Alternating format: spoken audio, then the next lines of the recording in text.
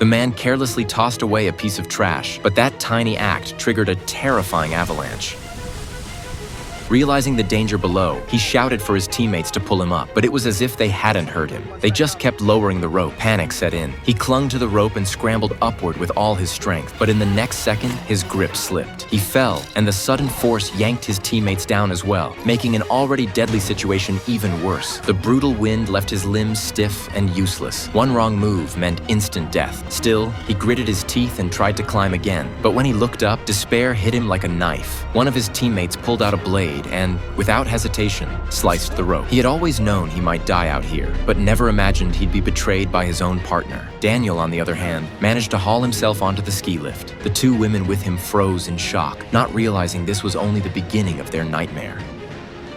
By the second day trapped on the lift, the first victim was the girl in black. Her boyfriend had just been killed, and now the murderer was holding her close, whispering promises that he'd take care of her. But she wasn't stupid. She didn't buy a word of it. Seizing her chance, she pulled out a knife and aimed it straight at Daniel, ready to take him down with her. Just then, Jessica intervened. She told her to drop the knife, saying she should try to be more forgiving. The girl was furious, her face drained of color as if she couldn't even breathe. Then she collapsed slowly against the side of the car. It turned out that when her boyfriend fell, he had torn loose a metal rod that pierced her leg. In such brutal conditions, that injury was as good as a death sentence. Daniel wanted to take advantage of her weakened state, but suddenly, the roar of an airplane echoed overhead. Abandoning the girl, he rushed to drop the ladder and climbed out. Jessica followed right behind, lighting fireworks and shouting for help. But in the howling winter wind, no one inside the plane could possibly hear them. When hope collapsed, Daniel turned his rage on Jessica, mocking her with a sharp, twisted tone.